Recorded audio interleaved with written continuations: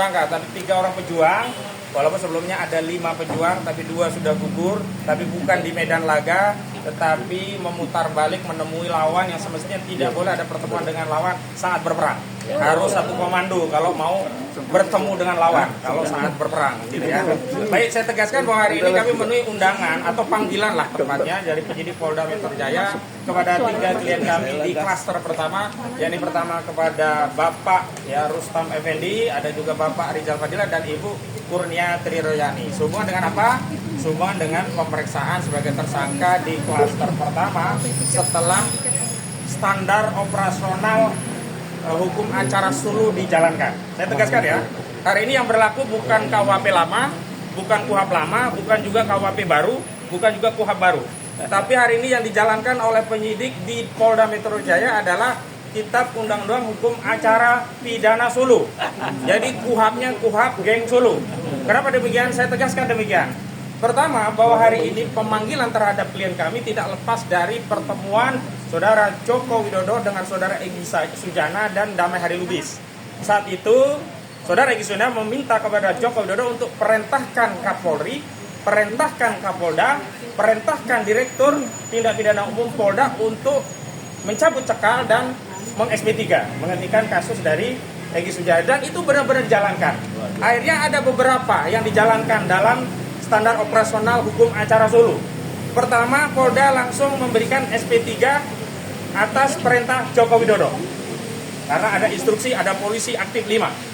Kedua, setelah itu Polda menaikkan berkas 3 pejuang kita di klaster kedua, yakni Rismon Sianipar, Roy Suryo, dan Tifauzia Tiasuma. Dan yang ketiga adalah kemudian Polda memanggil tersangka di klaster pertama, yakni Bang Rizal Fadila, Bang Rustam Effendi, dan Bu Kurnia Triroyani.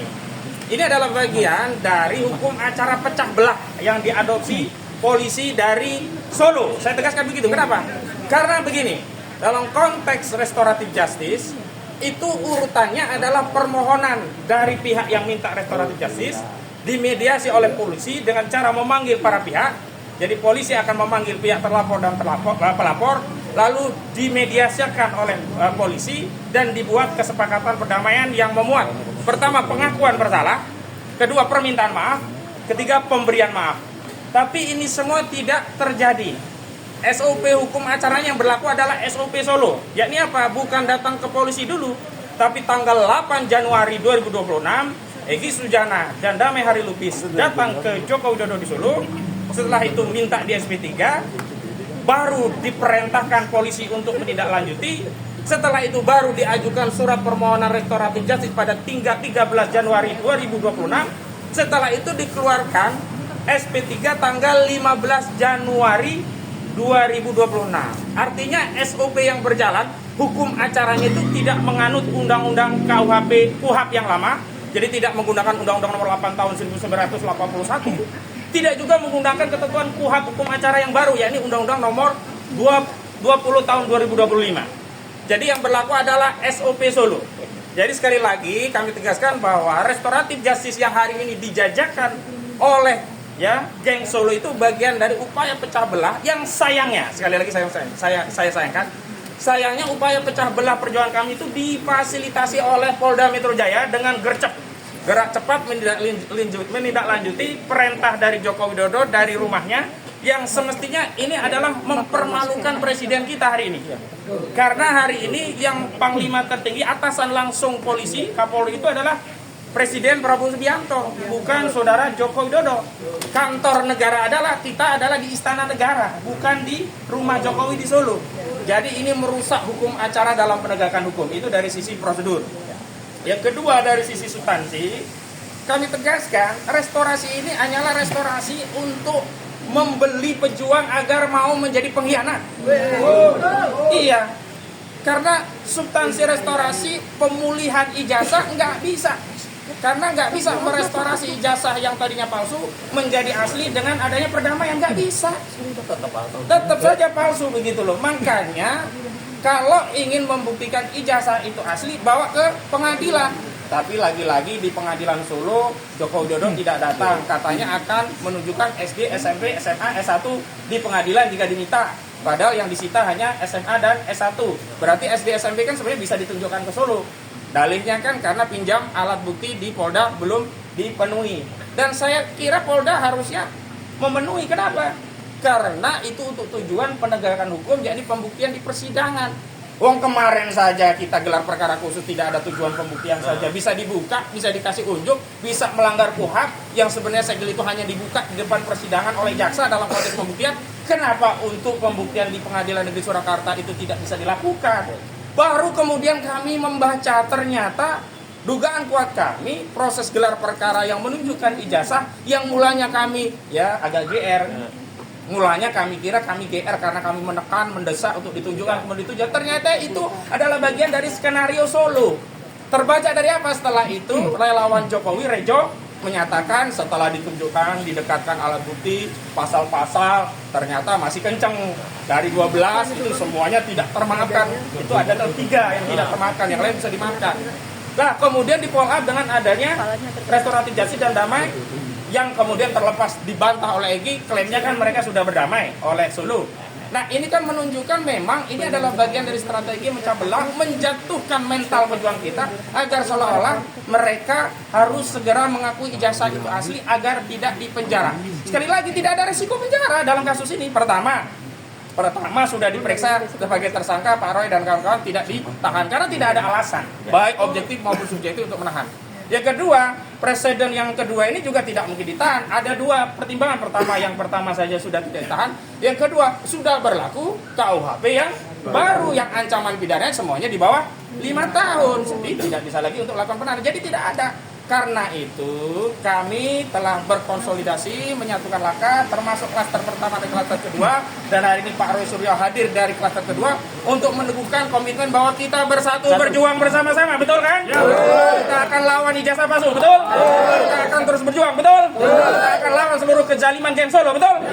Dan sekali lagi saya ingatkan institusi kepolisian, terutama yang dipimpin oleh Pak Kapolri Pak Listio Sigit Prabowo, KUHP yang baru saja disahkan, Pak. Tolong prosedur KUHP yang diikuti, jangan prosedur SOP Solo dalam menangani kasus ijazah palsu. Baik, itu pengantar dari saya. Selanjutnya untuk meneguhkan komitmen persatuan, kami persilakan Pak Roy Suryo untuk menyampaikan pandangannya. Silakan Pak Roy. Baik, Assalamualaikum warahmatullahi wabarakatuh. Waalaikumsalam, Mas Roy.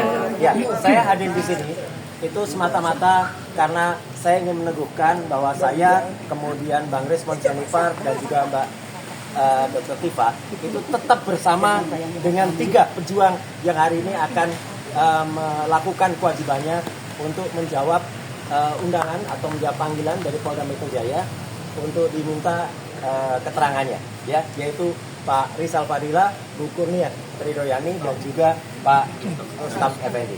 Jadi sekali lagi kita tetap kompak, kita tetap bersama, dan sekali lagi sebenarnya kami itu adalah pihak yang diminta menjadi saksi atau ahli ketika waktu itu awalnya TPUA, Tim Pembela Ulama dan Aktivis, itu melaporkan saudara Joko Widodo ke Barreskrim.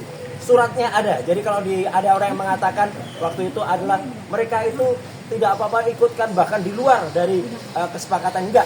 Kita bersama-sama, ya. Dan dari awal, dari sini kita mulai, dari sini pula kita harus mengakhiri. Jangan ada yang lari dari tanggung jawab. Ya, jadi artinya kalau ada seseorang yang kemudian tidak seperti nakoda kapal itu seharusnya berada di kapal sampai kapalnya tenggelam, bukan kemudian terjun ke laut sendiri atau bahkan diselamatkan atau menyelamatkan diri sendiri. Jadi sekali lagi kita minta dukungan kepada masyarakat dan kita tentu tidak lupa. Kita mohon kepada Allah Subhanahu wa taala untuk memberikan ridhonya, memberikan kelancarannya. Moga-moga pemeriksaan hari ini Pak Rizal Fadila, Bu Kurnia Tridoyani dan juga Pak Rustam itu lancar. Saya tentu saja akan ikut mendukung dan membersamai dari hati yang paling dalam dan juga dari semangat yang paling kuat. Kita tetap bersama. Saya kira itu aja daripada terlalu lama, dan sedikit aja apa yang saya sampaikan untuk menambahkan saja karena kemarin banyak pertanyaan ya. Soal ini dikit ya, mohon maaf dikit aja karena kalian banyak pertanyaan dan dari kuasa hukum mengatakan itu Bang Egy di sana itu mobilnya mobil milik keponakannya. Nih lihat, ini BPKB-nya atas nama siapa? Izin Mas, agak ke kiri dikit Mas. Naikin Bang. Agak naikin dikit Mas, mohon maaf. Dah ya, jadi ini bukan fitnah, ini bukan fakta. Ya, jelas. Ini fakta. Sorry, ini bukan fitnah, ini fakta. Ya, jadi kita tetap berada di sini supaya yang ada di luar sana bingung ya. Ini tuh SK udah gitu kok malah press conference ya. Biar mereka butrek. Ya, gitu, biar mereka butrek.